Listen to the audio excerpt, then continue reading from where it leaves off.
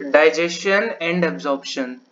The branch of biology which deals with the study of life processes is called as human physiology.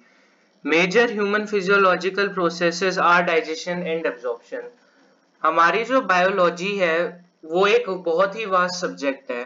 Biology का एक part जो कि life processes के साथ deal करता है उसको हम कहते हैं ह्यूमन फिजियोलॉजी. सबसे पहला सवाल जो मन में आता है वो ये है कि लाइफ प्रोसेसेस होते क्या है. लाइफ प्रोसेसेस वो बेसिक प्रोसेस है जो हमारी बॉडी परफॉर्म करती है इन ऑर्डर टू लिव. जैसे वर्ड को ही अगर हम देखें तो ये दो वर्ड से बना है, लाइफ और प्रोसेसेस. लाइफ हमारी किन किन चीजों पे डिपेंडेंट होती है. जैसे प्रोसेस हो गया digestion, absorption, respiration, cardiac cycle, हमारा हार्ट, ब्रेन, ये सारे कुछ साथ में मिलके कुछ फंक्शंस या प्रोसेसेस परफॉर्म करते हैं जिसके वजह से हमारी लाइफ जीते, जैसे कि हम लाइफ को मेंटेन कर सकते हैं. The branch of biology which deals with the study of life processes is called human physiology. Human physiology वो ब्रांच है बायोलॉजी की जो लाइफ प्रोसेसेस के साथ डील करती है.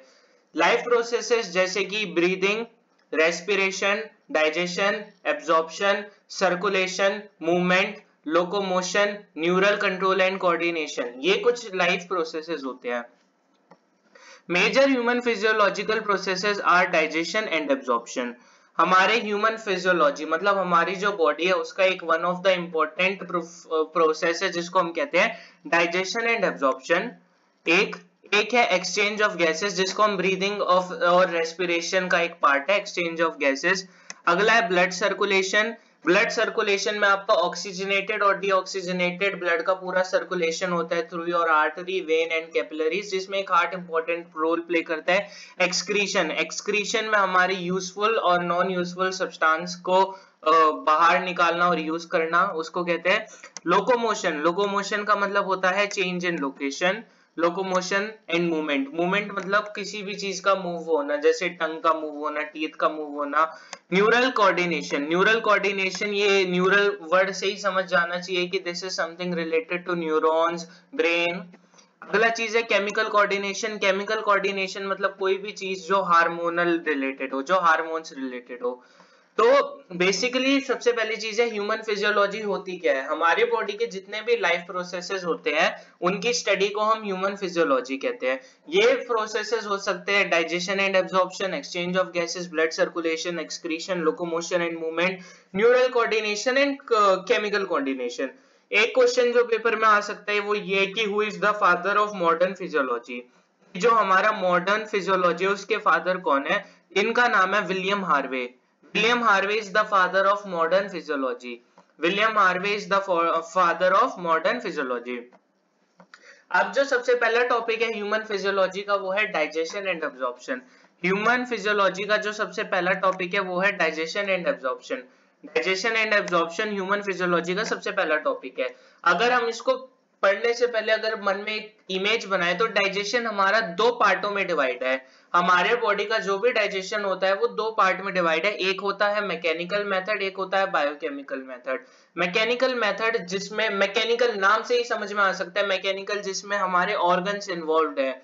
जैसे हमारा टीथ हमारे जो फूड है उसको छोटे छोटे हिस्से में काटता है, मतलब उसको छोटे छोटे हिस्से में कन्वर्ट करता है, एक बड़े हिस्से को छोटे हिस्से में कन्वर्ट करता है.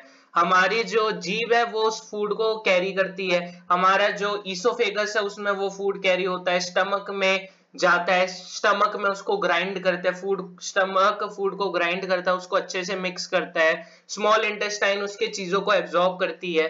तो ये दो पार्ट में डिवाइड है. सबसे पहला मैकेनिकल मेथड. मैकेनिकल मेथड में ये हो गए. अगली चीज आ गई हमारा बायोकेमिकल मेथड. इसमें बायोकेमिकल मतलब बायोमोलिक्यूल्स जो हमने चैप्टर पढ़ा था इसको हम ऐसे समझ सकते हैं कि जितने भी ग्लैंड है वो बायोकेमिकल मेथड करते हैं. जैसे कि हमारे जो हमारा जॉ है उस जॉ में एक ग्लैंड है जिसका नाम है सलाइवरी ग्लैंड. सलाइवरी ग्लैंड है जो कि हमारा तीन पार्ट में डिवाइडेड है, सब मैक्सिलरी, सब मैंडिबुलर और पैराटॉइड ग्लैंड. अब ये ग्लैंड क्या करता है, ये ग्लैंड एक हमारा ऐसा वो है सब्सटेंस जिसका नाम है सलाइवरी अमाइलेज. ये ग्लैंड सलाइवरी अमाइलेज को रिलीज करता है जिसका मेन काम होता है कार्बोहाइड्रेट को हमारे 30% कार्बोहाइड्रेट को हमारे माउथ में ही ब्रेक करना। तो डाइजेशन एंड एब्जॉर्प्शन नाम से ही पता चलता है, इसमें दो टॉपिक है, डाइजेशन और एब्जॉर्प्शन। डाइजेशन हमारा दो पार्ट में डिवाइडेड है। सबसे पहला digestion by mechanical method, second digestion bye biochemical method. Mechanical method में सिंपल हमारे टीथ, टंग, ईसोफेगस, स्टमक, ये सारी चीजें आ गई। फूड सब्सटेंस का छोटे हिस्सों में टूटना, फूड सब्सटेंस का चर्निंग, फूड सब्सटेंस को मिक्स करना थोरोली, ये मैकेनिकल मेथड है। बायोकेमिकल मेथड है जैसे कि हमारा लीवर है, लीवर कुछ चीजें सेक्रीट करता है जो कि हमारे फूड के ब्रेकडाउन में काम आता है। सलाइवरी एमाइलेज हमारा कार्बोहाइड्रेट को मुंह में ही ब्रेक कर देता है। तो ये कुछ चीजें हैं। Food is the substance used for growth, food growth के काम में आता है, मेंटेनेंस के काम में आता है, and activities of an organism. कोई भी अगर किसी से क्वेश्चन पूछे कि हम खाना क्यों खाते हैं, उसके मेन रीजन ये है कि फूड गिव्स अस एनर्जी। इस वर्ल्ड में या यूनिवर्स में हर चीज एनर्जी पे ही डिपेंडेंट होती है। कोई मोबाइल चल रहा है, कोई लैपटॉप चल रहा है, वो इलेक्ट्रिसिटी से, इलेक्ट्रिसिटी उस वे में एक फॉर्म ऑफ एनर्जी है। हमारा सन हमें एनर्जी, सोलर एनर्जी प्रोवाइड कर रहा है। In the same way food भी एनर्जी प्रोवाइड करता है। सो बेसिक चीज है। अब अगला बात है कि डाइजेशन का यूज ही क्या होता है। मतलब हमने सेब खाया, सेब खाते ही हमें प्रोटीन विटामिन क्यों नहीं मिल गए? तो इसके पीछे एक बेसिक सा रीजन है कि जो हम खाना खाते हैं वो कॉम्प्लेक्स फूड सब्सटेंस होते हैं। फॉर एग्जांपल अगर हमने दाल पी तो तुरंत ही प्रोटीन नहीं मिलेगा। जो हमने दाल पी उस दाल का फर्दर ब्रेक डाउन करना पड़ेगा, जिसमें हमारे जो भी हमारा ग्लैंड्स है वो सेक्रीशंस उनके काम में आते हैं, ब्रेक डाउन के काम में। And it is a mixture of nutritive and non-nutritive substances. The nutrients are the chemical substance present in the food. Nutrients क्या है? Chemical substance present in the food. जैसे कि प्रोटीन, विटामिन, कार्बोहाइड्रेट, फैट्स, ये सारे हमारे chemical substance है।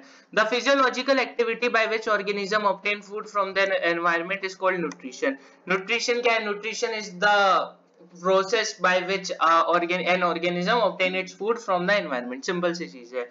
अब अगला टॉपिक है जो हमारा फूड के कंपोनेंट्स है वो फर्दर दो पार्ट में डिवाइड हो चुके हैं।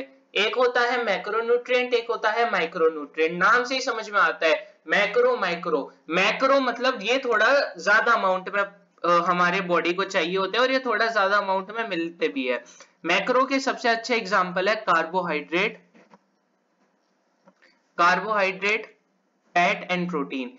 ये तीनों मैक्रो न्यूट्रिएंट होते हैं। मैक्रो नाम मतलब ये ज्यादा चाहिए भी होते हैं और ये ज्यादा मिलते भी है। कौन? Carbohydrate, fat and protein. Carbohydrate, fat and protein. फिर उसके बाद हमारे आते हैं माइक्रो न्यूट्रिएंट्स। ये हमारे बॉडी को ज्यादा क्वांटिटी में नहीं चाहिए होते हैं। फॉर एग्जांपल अगर हम देखें तो हमारे बॉडी में जो बॉडी बिल्डर होता है उसको काफी प्रोटीन का इंटेक चाहिए होता है। उसको एक ही मील में कम से कम 20 ग्राम प्रोटीन का इंटेक चाहिए होता है। लेकिन जो मिनरल्स और विटामिन हमें उनको ज्यादा क्वांटिटी में चाहिए नहीं होता है। तो अभी तक ये समझ सकते हैं कि डाइजेशन दो पार्ट में डिवाइडेड है, chemical and biochemical and mechanical method. उसके बाद जो न्यूट्रिएंट है, न्यूट्रिएंट एक प्रोसेस है जिससे हम फूड को लेते हैं। फिर न्यूट्रिएंट दो पार्ट में डिवाइडेड है, मैक्रोन्यूट्रिएंट, माइक्रोन्यूट्रिएंट। मैक्रो नाम बताता है मैक्रो मतलब ये थोड़ा सा ज्यादा अमाउंट में चाहिए होते हैं। यह है कार्बोहाइड्रेट, फैट एंड प्रोटीन। फिर आता है माइक्रो। माइक्रो ये थोड़ा कम अमाउंट में चाहिए होता है और ये होता है विटामिन एंड मिनरल्स। दो चीजें ये समझ ली। एक चीज और समझ ली कि डाइजेशन क्यों यूज होता है, क्योंकि जो फूड हम खाते हैं वो काफी कॉम्प्लेक्स होता है और इनएब्सॉर्बेबल फूड होता है। डाइजेशन की एक सिंपल सी डेफिनेशन है, digestion is the process of converting of complex inabsorbable, ये दो वर्ड याद रखने, कॉम्प्लेक्स और inobservable food into simple absorbable form. इसको डाइजेशन कहते हैं, जो कि यहाँ पे लिखा हुआ है the process of converting food materials into simple soluble and absorbable form is digestion. अब ये सवाल आएगा कि इसको इस फॉर्म में कन्वर्ट क्यों करना होता है, क्योंकि हमारी बॉडी इसी को ले सकती है। The two process coming under digestions are mechanical process and chemical processes। ये कर लिया कि दो processes होते हैं, mechanical process और biochemical process। Mechanical process includes breaking down of complex food materials into simple forms by physical means। नाम से ही समझ में आता है mechanical मतलब कोई physical means आएगा। जैसे कि दांत है, हमारा दांत क्या करता है, फूड को बहुत छोटे छोटे हिस्से में तोड़ देता है। जो पीछे के प्रीमोलर्स है वो फूड को छोटे छोटे हिस्से में तोड़ देते हैं। जो हमारा कैनाइन है, कैनाइन को हम कहते हैं वियर एंड टीयर टीथ। ये टीथ क्या होता है कि अगर आप कोई जंगली जानवर है और वो मीट को खाता है तो उसको फाड़ना होता है। तो उसके लिए कैनाइन यूज होता है। तो बेसिकली मैकेनिकल जहां पे भी आया उसका मतलब है physical means. Physical means cutting, tearing, crushing, chewing, pressing, rolling etcetera. Biochemical process involves breakdown of covalent bond in organic food molecules into simpler molecules by hydrolysis। इसको सिंपल समझ सकते हैं कि आपके जो ग्लैंड्स के जो सेक्रीशन होते हैं उनके काम में आता है। सो ये था डाइजेशन एंड एब्जॉर्प्शन का ब्रीफ इंट्रोडक्शन।